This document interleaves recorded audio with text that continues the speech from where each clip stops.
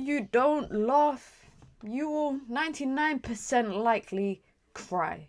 Guys, we gotta stop meeting like this, because I have not watched an enjoyable Manchester United match in a long time. The final game for Manchester United against Everton at Goodison Park ends in a 2-2 draw, and many people might argue that Manchester United were very lucky to walk away with even 1 point, let alone try and get 3 points.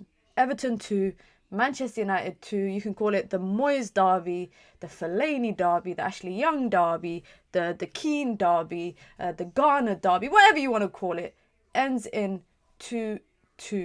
And I have so much to say and so many opinions. So make sure you guys hit the like button and be sure to subscribe as well, and comment down below how you're feeling after that game. Now, it's so sad because I am looking at people like West Ham, people like Ipswich. I'm looking at them and looking at their scores and watching their games to ensure that Manchester United do not fall into a relegation battle. Now, let's speak about the first half, because I actually felt like that was the worst first half Manchester United performance that I've watched. But then I feel like I say that after every first half performance. Manchester United have scored 1 goal. Yes, 1 goal in their last 16 Premier League half-time games. First half games, if you want to say, sorry.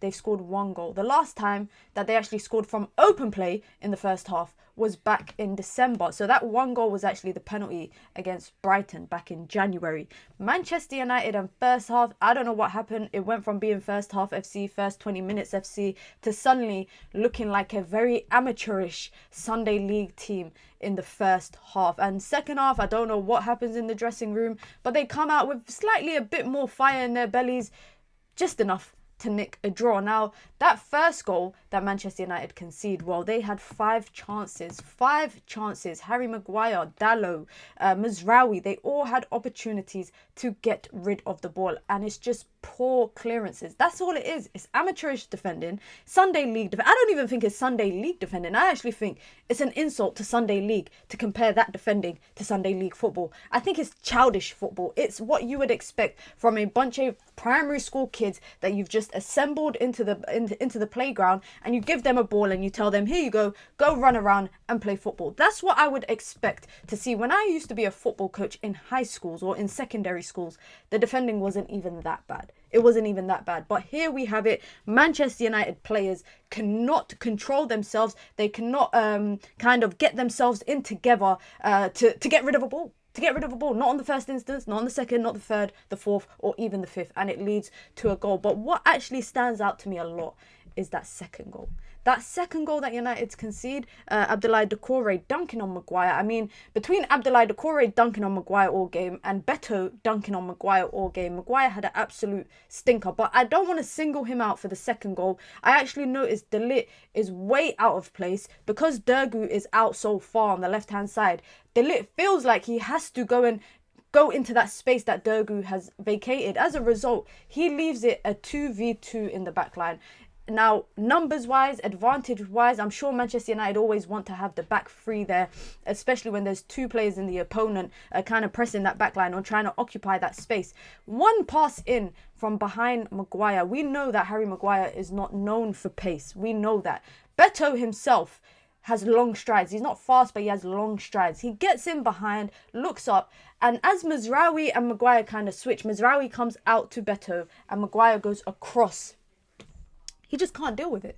He just can't deal with it. And it's not even that for me, that is the worst part. The worst part is Onana makes a save, which again, I'm going to start calling him Andre Parry Onana, because all he can do is parry it away. And it's not even a convincing parry. We've seen it so many times lead to goals, but I don't think he's fully at fault for that. What I think is at fault is the lack of communication. He should be telling Maguire that Doucouré is coming behind him, you know, about to leap into the air. And while Maguire should just be leaping, regardless of whether you know that there's a player behind you or not, you should still be getting up into the air to get that ball out. That is what a defender does. That is what a good defender does. You don't even have to be amazing. I'm not saying you got to be Maldini. I'm not saying you got to be Nesta. I ain't saying you got to be world class, one of the greatest centre-backs, to just know when the ball is in a threatening position, whether you have eyes at the back of your head or not, you should just jump up and clear it. And the fact that I have to tell a defender, or I feel like I have to say, why is a defender not jumping?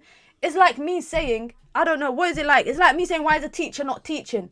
Why is a driver not driving? Why is a pilot not flying a plane?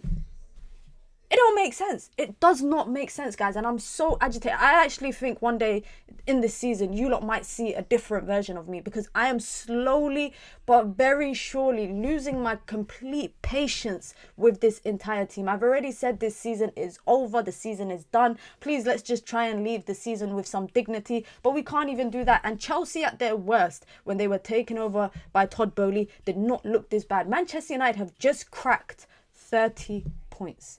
We are approaching the end of February. They've just cracked the 30-point mark. I don't even think, unfortunately, and I don't know if it's the pessimist in me, but I don't even think Manchester United will finish the season with 45 points. I feel like 45 points, I'm asking for too much. 15 points, that's just 5 wins. Where the hell is Manchester United getting 5 wins from? I don't even think, looking ahead to Ipswich midweek, that they could get 5 wins. They could get a win there. And you know what? I don't want to look too far ahead yet, but that game for Ipswich, for me, is going to be a very, very big telling factor for Manchester United and Ruben Amorim, because that was Ruben Amorim's first game. If he hasn't learned anything from his first game against Ipswich, which was a 1-1 draw away from home, and now his 20-something game at Manchester United, if he hasn't learned anything yet, and he's not able to adapt and tweak the game, then boy, oh boy, oh boy, are we in for a long journey. But that first half for me was just abysmal. Schoolboy defending.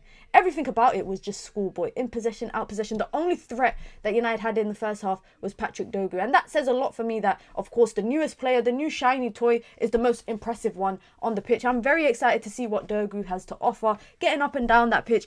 On the ball, he's so good. Getting back, he's well. He's still learning, I think, off the ball as well, especially in defensive transitions. But he's young, and it's only, the first couple of games for Manchester United. He was the bright spark for me. But the second half, everything kind of turned. And Manchester United did need a little bit of, I think, luck. I think that first goal, Bruno Fernandes, amazing free kick, puts the ball away perfectly into the bottom corner. But the reason why I say United needed a bit of luck is because the first actual free kick was a poor free kick. And, of course, Doucouré blocked it with his arm. So Manchester United got the opportunity to retake it. Then that Ugarte finish is just a great finish. And to get a point, the reason why I said Manchester United needed some luck, let's be honest, guys. Don't look at the scoreline and think, wow, that must have been an end-to-end game. No, it wasn't. Oh, Manchester United, did they dominate that game and Everton got lucky? No, that was not the case. I actually think Manchester United got lucky, especially with Ashley Young being the diver that he is. We already know what Ashley Young should be in the Great Britain Olympic diving team. They should take him to the next Olympics because he's just that good at diving. But equally with saying that, I do think if he didn't dive, he might have gone down, because De Ligt and Maguire both take a tug at his shirt at 2 different moments. But Manchester United needed that luck. I think the ref made the right decision. In my opinion, he was going down way before the tug of the shirts. But again, look at that moment. Idris Gana Gueye takes a shot from outside of the box. No one closing him down. And what does Onana do again? He parries it away into a dangerous place. Sometimes I feel like Onana's saves actually put Manchester United more at danger than maybe if the goal went in. I know that sounds kind of wild, guys. I know that sounds kind of wild, but I feel like he puts his defenders in danger probably for every 1 out of 3 saves, and that is way too much. That statistic is way too high. Again, he parries it away into a dangerous position that allows and gives the Everton players an opportunity to get on the end of it, and we've seen him do it against so many teams this season. He really needs to work on his goalkeeping skills. But equally with saying that, I don't even think he's at an age where he can develop, because he's a grown-ass 20, he's nearly 30, guys. He's nearly, in goalkeeping age, I know it's not that old, but I also don't think it's something that he can learn now. I want to speak about maybe a positive or two that I think that there was definitely some positives. I think Garnacho's impact off the bench, that cannot go unnoticed. He made a huge impact off the bench. And even in moments where I actually thought he was looking for the shot, he was always looking for that extra pass. Chido won 1 out of 2 aerial duels coming on. I watched Rasmus Højlund go 0 for 4 again for aerial duels, which means Chido won more aerial duels than Rasmus Højlund, despite Rasmus Højlund having more aerial duels.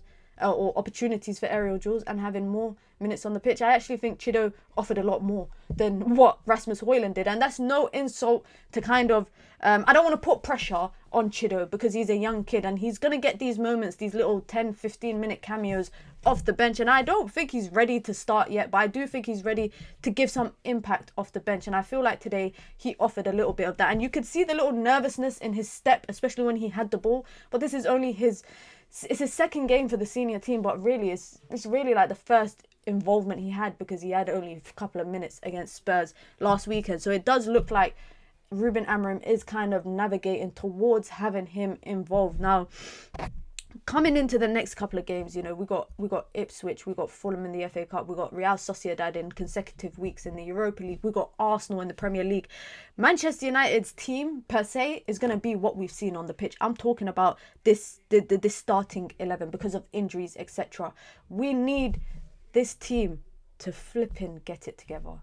Like, I cannot fathom and I cannot actually describe how humiliating this team is. I actually think, and without a shadow of a doubt, I think this is the worst Manchester United squad I've ever had the privilege. I don't even know if it's a privilege, guys, but this is the worst Manchester United squad I have ever watched in my nearly 27 plus years of being a Manchester United fan. This has been horrendous. It's been horrible. It's been humiliating. It's been disastrous. It's been exhausting. I'm running out of adjectives to describe this experience of this season. I actually thought last season couldn't get any worse. And it's like the players said, you know what? We got something for you. We're going to make it even worse. We're just going to turn everything on its head upside down. Ruben Amorim is, I think, walking a very fine line. And the reason why I'm saying that, I am not saying I want him to leave, but I think, and I say this all the time, football is all about results. You get results, you get yourself enough time to stay in and be able to influence the team the way that you want to influence the team. Ruben Amorim needs to find results in the next coming games for Manchester United to buy himself some time to the summer. Like, as it stands right now, and of course the 3 p.m. kickoffs are yet to go, Manchester United sit in 15th place. Even if West Ham win against Arsenal, on goal difference is what's saving Manchester United from dropping to 16th. Manchester United, I think also another thing that's saving them from being in this relegation battle that we're always talking about is the fact that the bottom 3-4 teams are just bad. That little yo-yo situation coming up from Championship to Premier League, back to Championship, is what's saving Manchester United right now, because Southampton is poor, Leicester is poor, Ipswich is bad. Wolves, who are just in and around that relegation battle, if Ipswich pick up some form, I mean, they've lost 4 out of their last 5 games. Wolves have lost 4 out of their last 5 games. So if any of them start picking up points, it could be a different story for Manchester United. However, because of how bad the relegation teams are, I don't anticipate relegation on the horizon for Manchester United. But what I have accepted and what I've started, or not started because I've been knowing this, but what I have accepted is that these players are crap. They are absolutely crap. Some of these players cannot, in that first 50-ish minutes, I watched people that looked like they didn't know how to defend, they didn't know how to pass the ball to each other. Everton, throughout most passages of the game, were first to everything, second to everything, third to everything.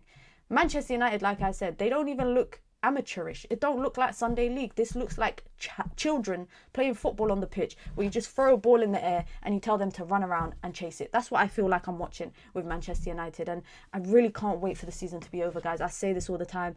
I sit here every couple of days after a game and I just feel deflated. I feel defeated. I feel like, how can I spin this in a positive way? But there's no point trying to spin it in a positive way. There is nothing positive about what Manchester United's season is. There's no positive from this Everton game today. The only positive I said that I can take is Garnacho's impact off the bench, Chido with a better cameo from obviously what we were able to see against Spurs, and Patrick Dogu looking like he's going to be a quality left wing back the more Manchester United invest in him and in his development. Let me know your thoughts down below. What did you think of the game? Do you feel like me? Do you feel defeated, depleted? Do you just give up with football right now? Let me know your thoughts down below.